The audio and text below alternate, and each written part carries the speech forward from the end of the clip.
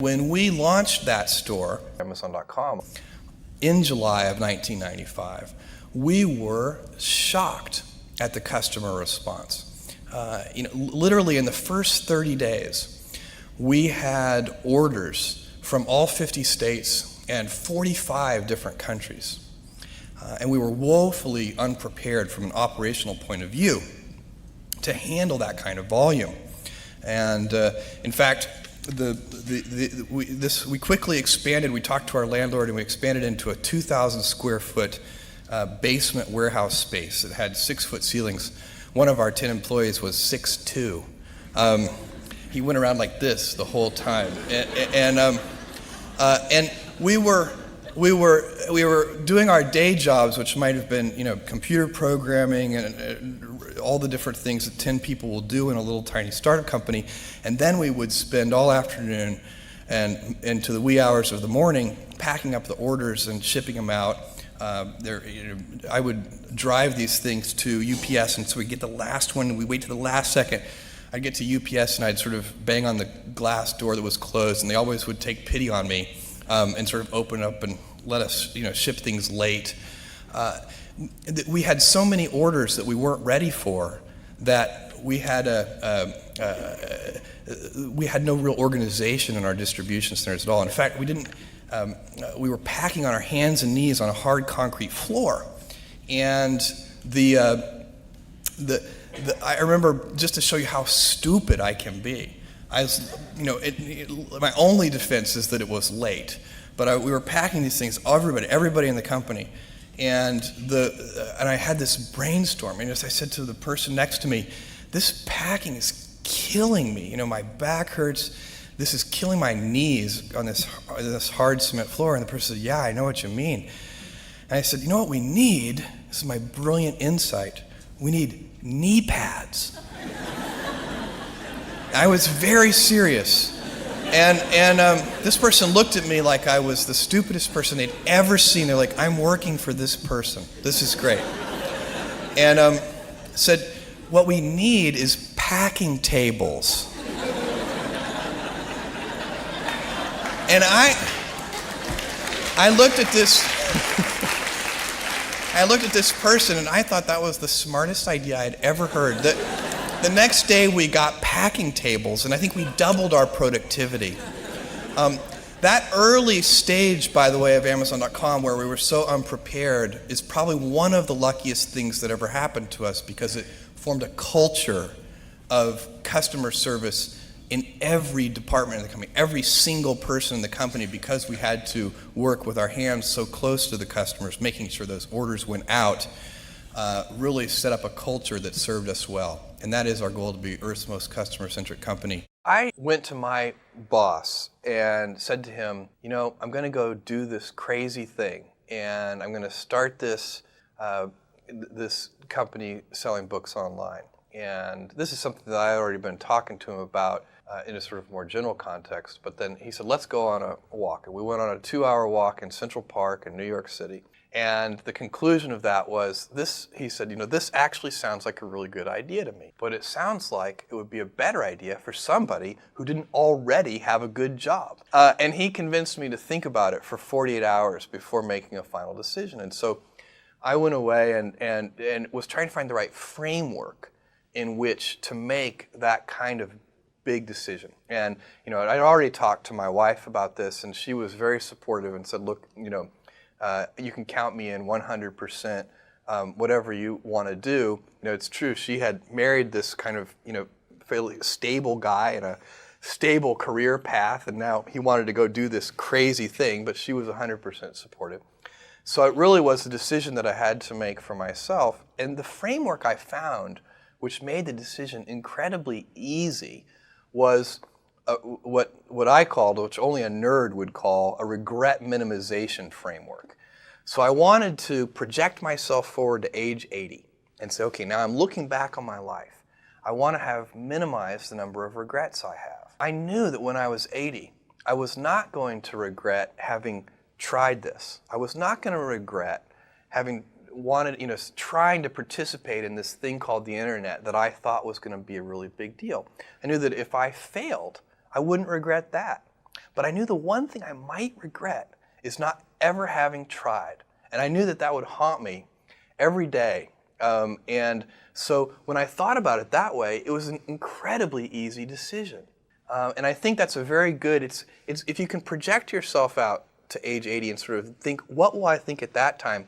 It gets you away from some of the daily pieces of confusion. You know, I left this Wall Street firm in the middle of the year. When you do that, you walk away from your annual bonus. And that's the kind of thing that in the short term can confuse you.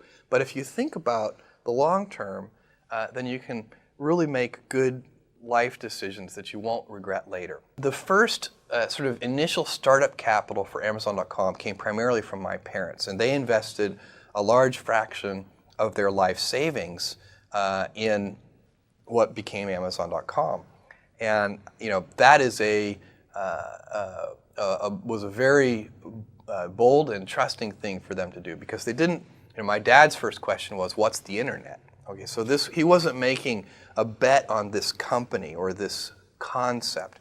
He was making a bet on his son, as was my mother. So, and I told them that I thought there was a 70% chance that they would lose their whole investment, which was a few $100,000. And they did it anyway. And you know, and I thought I was giving myself triple the normal odds, because, you know, there's really, you know, if you look at the odds of a startup company succeeding at all, it's only about 10%. Here I was giving myself a 30% chance. Any startup company that turns into a substantial company over the years, never lose track of the fact that there was a lot of luck involved in that. So, you know, there are a lot of entrepreneurs. There are a lot of people who are very smart, very hardworking. Very few ever have, you know, the planetary alignment that leads to a tiny little company growing into something substantial. So that requires not only a lot of planning, a lot of hard work, a big team of people who are all dedicated, but it also requires that not only the planets align, but that, you know, you get a few galaxies in there aligning too. And that's certainly what happened to us. You know, our timing was good. Our choice of product categories, books, was a very good choice. And we did a lot of analysis on that to pick that category as the first best category for e-commerce online. But there were no guarantees that that was a good category. At the time we launched this business, it wasn't even crystal clear that the technology would improve fast enough that ordinary people, you know, non-computer people, would even want to bother with this technology. So that was good luck. So there are a whole bunch of things that have to sort of align to make it work. That blank sheet of paper stage is one of the hardest stages, and one of the reasons it's hard is because at that stage there's nobody counting on you but yourself.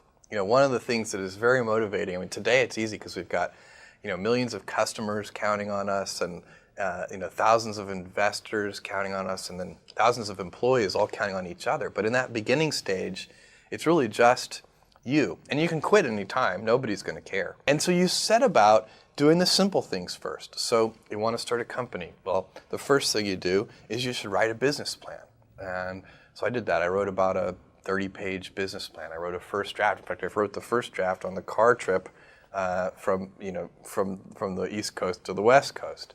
And that was that is very helpful. Now, the business plan won't survive its first encounters with reality. It will always be different. The reality will never be the plan.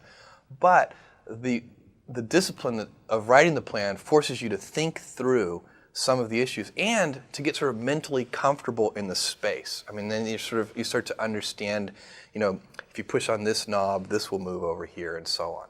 And so that's the first step. Tried to get a lot of the little housekeeping details done even before we arrived in Seattle. Called an attorney, actually. I called a friend who lived in Seattle, asked could he recommend an attorney. He said yes, he recommended his divorce lawyer. But that's who we used. It was a general practitioner and a small guy, you know, a sort of small sole practitioner. He incorporated the company. He asked me on the cell phone, what name would you like the company incorporated under? I said, Cadabra, as in abracadabra. And he said, cadaver? And I knew then that was not going to be a good name. So we went ahead and incorporated it under that name. We changed it about 3 months later. I stopped in San Francisco and interviewed vice presidents of engineering, because that was going to be an important long lead time item. We needed to build the technology that would run the store, and found the person who turned out to be the most important person ever in the history of Amazon.com on that trip, a guy named Shel Kappan, who built all of our early systems with help from others, but he really sort of architected them and engineered them and just did a fantastic job. So that, so the initial hiring, writing the business plan, the initial hiring, getting the company incorporated, all these are, they're very, in a way, they're sort of, simple, almost pedestrian tasks, but that's how you start, one step at a time. A second round of fundraising about a year later or so, we raised $1 million, and I had to talk to about 60 different people. This is angel investors, so venture capitalists were totally uninterested. And this was a time, it wasn't like what people think of today. And in 1998 and 1999, you could raise $60 million for an internet idea without a business plan, with a single phone call. It was a very different era. But back in 1995, it was very difficult to raise money. And by the way, it wasn't more difficult than it had been for the previous 20 years to raise money. It just was sort of normally hard. It's supposed to be hard to raise $1 million. So with a lot of hard work, we raised that $1 million from about 20 different angel investors who invested about $50,000 each. And that was the original money that really funded Amazon.com. It's very important for entrepreneurs to be realistic. And so if you believe on that first day, while you're writing the business plan, that there's a 70% chance that the whole thing will fail, and then that kind of relieves the pressure of self-doubt. I mean, it's sort of like, I don't have any doubt about whether we're going to fail. That's the likely outcome. And it just is, and to pretend that it's not will lead you to do strange and unnatural things. So and what you do with those early investment dollars, so if you have $300,000 and then you have $1 million, what you do with those early precious capital resources is you go about systematically trying to eliminate risk. So you pick whatever you think the biggest problems are, and you try to eliminate them one at a time. And that's how small companies get a little bit bigger, and then a little bit bigger, and a little bit bigger, until finally, at a certain stage, you reach a transition where the company has more control over its future destiny. And when a company is very tiny, it needs a tremendous amount of not only hard work, but as we talked about earlier, luck. As a company gets bigger, it starts to become a little more stable, where if at a certain point in time, the company has a much bigger influence over its future outcome, it needs a lot less luck, and instead it needs the hard work. And at that point, there's a little bit more pressure, because then if you fail, you have nobody to blame but yourself.